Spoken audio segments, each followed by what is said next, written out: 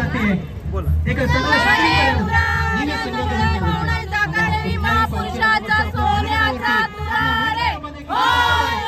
मंडळामध्ये पालखी नाचवू शकतो अशी चाल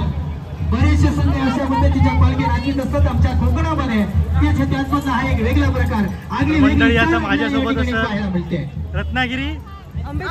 आंबेशेट संगमेश्वर निगे महिला मंडळ वांगणकरवाडी आंबेशेट रत्नागिरी आता महिला पथक आहे तिसऱ्या क्रमांकावर त्यांचा हा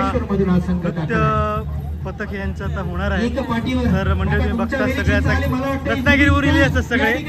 तर या दिव्य भव्य अशा पालखी स्पर्धेसाठी ते आलेले आहेत बघा वेशभूषा कशा प्रकारे केलेली आहे सुंदर अशी तर आपण 2 मिनिटं त्याच्याशी बोलूया तर कसं वाटतं तुम्हाला या वर्षी आला दिव्य भव्य अशा स्पर्धेमध्ये पालखी नृत्य एवढ्या लांब म्हणजे आम्ही पहिल्यांदाच आलो त्यामुळे आम्हाला खूप उत्सुकता आहे म्हणजे काय कसं आहे आणि खूप आनंद झाला आम्हाला सगळ्यांना असं वाटलं नव्हतं कधी म्हणजे आम्हाला इथे भाग घ्यायला मिळेल खूप आनंदी होतो मला बोलायचं थँक्यू तुम्हाला खूप खूप खूप खूप आणि भरपूर शुभेच्छा गणपती बाप्पा थँक्यू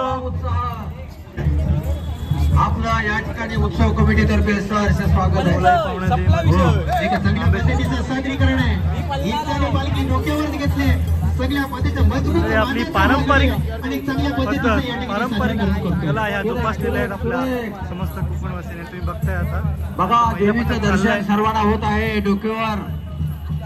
सुंदर संकल्पनेतून या देवीच्या दरबारामध्ये आता या ठिकाणी आपल्या कार्यक्रम साई सेवा संघ रत्नागिरीतून आलेला हा महिलांचा संघ आहे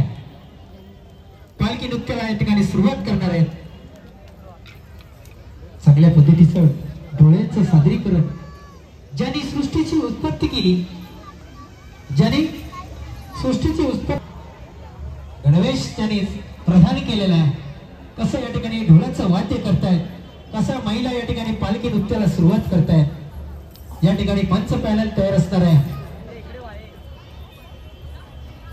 सुंदर सुंदर एका झाशीच्या राणीने डोकीवर पालखी घेऊन या ठिकाणी मनोरा सादर केलेला आहे आणि देवीला पासोडा या ठिकाणी हार या ठिकाणी सादर करतायत त्या नमस्कार करतायत पण टाळ्यांच्या सलामी सुंदर संकल्पनेतून या ठिकाणी सादर होत आहे कार्यक्रम खरोखर धन्य आहे नक्कीच सुरभी दादा कारण एक महिला पुऱ्या महाराष्ट्राला असू शकते काही महिला पालखी नाचू शकतात चेतना मॅडम आमच्या कोकणामध्ये आता